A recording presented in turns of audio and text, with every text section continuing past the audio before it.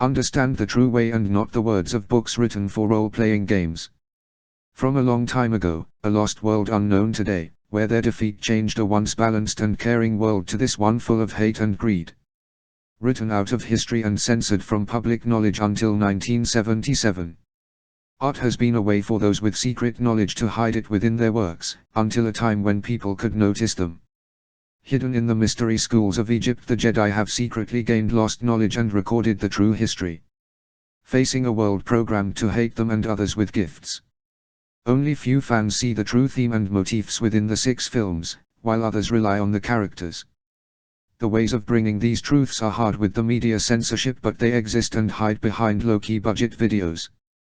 But don't be mistaken, as it's the content that matters. It is up to you what you want to take with you. The knightly virtues. Courage. Justice. Mercy. Generosity. Faith. Nobility. Hope. The words he chose to use to describe the virtues that should be exhibited in the knight's code of chivalry were as follows: faith. Charity. Justice. Sagacity. Prudence. Temperance. Resolution. Truth. I promise on my faith that I will in the future be faithful to the Lord, never cause him harm, and will observe my homage to him completely against all persons in good faith and without deceit. The knight's oath of fealty was sworn during a solemn ceremony necessitating an act of homage. What is the knight code? The ideals described in the code of chivalry were emphasized by the oaths and vows that were sworn in the knighthood ceremonies of the Middle Ages and medieval era. The Arthurian legend revolves around the code of chivalry, which was adhered to by the Knights of the Round Table: honor, honesty, valor and loyalty. The Knight's Code of Chivalry and the Legends of King Arthur and Camelot. The ideals described in the Code of Chivalry were emphasized by the oaths and vows that were sworn in the knighthood ceremonies of the Middle Ages and medieval era. These sacred oaths of combat were combined with the ideals of chivalry and with strict rules of etiquette and conduct.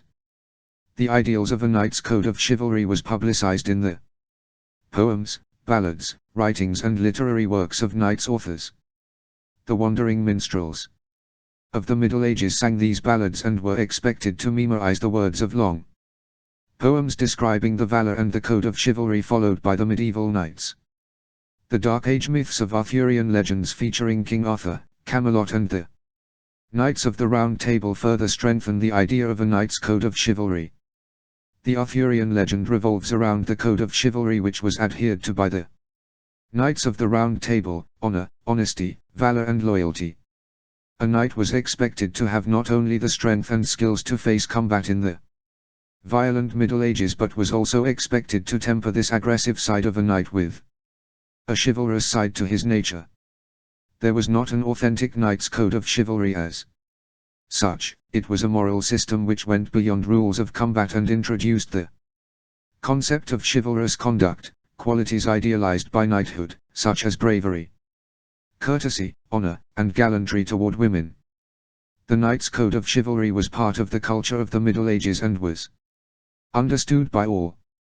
A code of chivalry was documented in the Song of Roland in the Middle Ages knights period of William the Conqueror, who ruled England from 1066. The Song of Roland describes the 8th century knights of the Dark Ages and the battles fought by the Emperor Charlemagne. The code has since been described as Charlemagne's Code of Chivalry. The Song of Roland was the most famous chanson geste and was composed between 1098 to 1100, describing the betrayal of Count Roland at the hand of Gamelin, and his resulting death in the Pyrenees Mountains at the hands of the Saracens. Roland was a loyal defender of his liege lord Charlemagne, and his code of conduct a description of the meaning of chivalry. The knight's code of chivalry is described in the Song of Roland. 1. To fear God and maintain his church. 2. To serve the liege lord in valor and faith. 3. To protect the weak and defenseless. 4. To give succor to widows and orphans. 5. To refrain from the wanton giving of offense. 6. To live by honor and for glory. 7. To despise pecuniary reward. 8. To fight for the welfare of all. 9. To obey those placed in authority. 10. To guard the honor of fellow knights. 11 to eschew unfairness, meanness and deceit. 12 to keep faith. 13 at all times to speak the truth. 14 to persevere to the end in any enterprise begun. 15 to respect the honor of women. 16 never to refuse a challenge from an equal. 17 never to turn the back upon a foe. Of the 17 entries in the Knights' Codes of Chivalry, according to the Song of Roland, at least 12 relate to acts of chivalry as opposed to combat. Knights' Code of Chivalry described by the Duke of Burgundy. The Knights of the Round Table. Who were the Knights of the Round Table? There were actually hundreds of knights associated with the Round Table and King Arthur, but here we'll take a look at the most often mentioned, well-known, or most associated with King Arthur and Arthurian legend. The individual knights, mostly who were not based on historical figures, were pulled together from Scottish, French, Welsh, and English legends and lore. Some of them Geoffrey of Monmouth wrote about as early as 1136 AD in his History of the Kings of Britain, while others were popularized by Sir Thomas Malory or even as late as Alfred, Lord Tennyson in the early 1800s. Legendary King Arthur the Knight. Tradition has it that after King Arthur's death there was no king ruling all of England.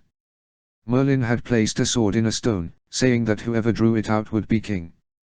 Arthur did not know his true status but had grown up living with Sir Ector and Sir Kay, his son. The young Arthur pulled the sword from the stone and Merlin had him crowned the King of Britain. This led to a rebellion by 11 rulers which Arthur put down. He married Guinevere, whose father gave him the Round Table as a dowry. Merlin had placed a sword in a stone, saying that whoever drew it out would be king. Arthur did not know his true status but had grown up living with Sir Ector and Sir Kay, his son. In the war against the Romans, Arthur defeated Emperor Lucius and became emperor himself. The last battle of Arthur took place between he and the forces of his evil nephew, Mordred. Arthur delivered the fatal blow to Mordred in the battle, but in the process Arthur was struck a mortal blow, himself. It was then that he commanded Sir Bedivere to throw Excalibur back into the lake. Guardians of a secrets called the Hall of Records and the protectors of enlightened priest kings who lived at least 1000 years before King Arthur and his Knights of the Round Table. The remarkable history and wisdom of these two early sects of Jedi Knights was first introduced to the West by the Knights Templar, who upon returning from the Middle East in the 13th and 14th centuries, distilled Jedi histories learned from the Sufis into a series of lengthy Holy Grail legends. This truth was boldly and authoritatively proclaimed in Parzival by Knight Wolfram von Eschenbach when he specifically referred to the Fisher King's Holy Grail Knights as Templars. The Mayans predicted the end of such an age would be the 21st of December, 2012 and many expected this date would be the end of the world. We have passed the date, the world did not end. We now know 2012 was the end of a grand solar cycle and we have entered a new solar cycle. We know that just before this date, Disney brought the Lucasfilm saga. The repeating cycle has been completed. The Knights had inherited wisdom of the Force that had been passed down to them almost directly from their ancient, antecedent Jedi Knights. Thus, from at least one perspective, the formation of the Knights Templar in 1118 CE could be historically entitled the Return of the Jedi. But if this is true, what happened to the Templars' Jedi wisdom? A knowledge passed down through the ages mainly in families that possessed the gift. One family in particular, have been mentioned many times with the Templars, the Sinclairs of Roslin Chapel, Scotland. We also mark the day they were thought to be caught and done every Friday 13th. The Jedi acquired an abundance of force which could be used to perform supernatural feats similar to those associated with Lucas's Jedi. Other Jedi are mentioned in Egyptian history as traversing the scorching Egyptian sands with only their magical staffs and or becoming powerful magicians in the service of the pharaohs. The wisdom of the Jedi that the Knights Templar learned about may have first entered the Middle East as early as the Exodus, since Manetho tells us that the Hebrew leader Moses had been initiated into all the secrets of Egypt's priesthood during his formative years in the country. It is growing theory that Moses himself was a pharaoh for a time during the Amarna period which ended with Tutankhamun. The Order of Jedi Knights known of by the Templars was the Order of the Nart Knights, masters of the Force of the ancient Persian Empire. Possibly as old or older than the Jedi of Egypt. The interesting observation that King Arthur and his knights may have themselves been Sarmatian soldiers and members of a Roman legion stationed at what was Hadrian's Wall with orders to protect England from the marauding Picts of Scotland.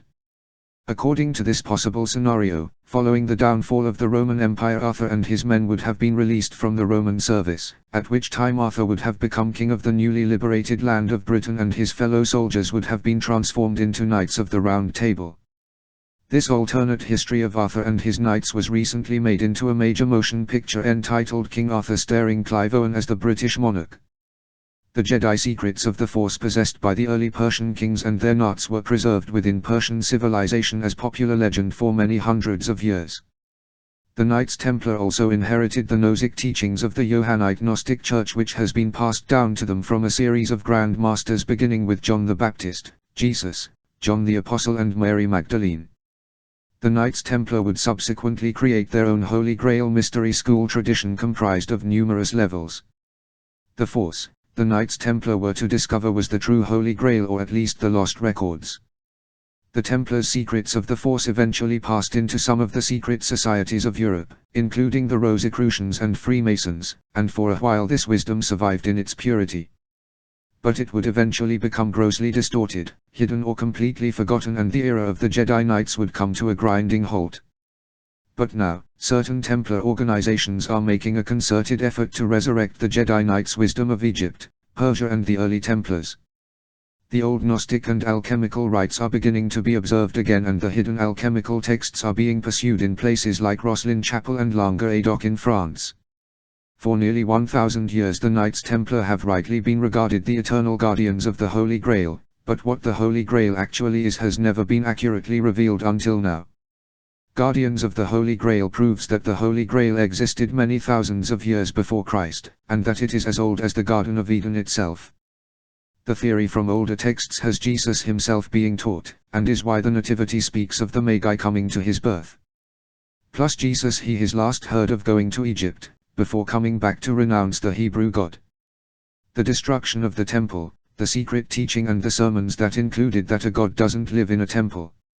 Some texts claim that Jesus was in fact trying to rescue his people from the darkness of Yahweh, but only later is he claimed the son of him by the Romans. This is consistent with the events at the time too, as it was the temple's priesthood who called Jesus a heretic, but due to the editing of the Bible much is lost. We do know that if it were the temple priests who punished him, he would have been stoned in accordance with the laws. Although it is the Roman punishment of crucifixion that we see in the Gospels, which only a major crime would suffice such punishment.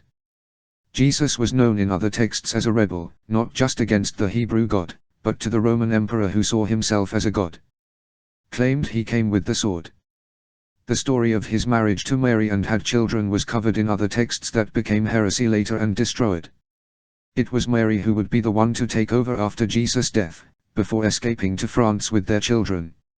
So Egypt gives us the main clues, with the Jedi and their enemy set. It would seem a coincidence if not, but with Lucas using Egypt for Indiana Jones twice too, including one after the Holy Grail, is somewhat obvious. Thoth, although not a god but was known as the teacher of the Force. The magician known from the texts as Jedi. The mystery schools in Egypt that the Knights Templar were using. The story of King Arthur has the same theme.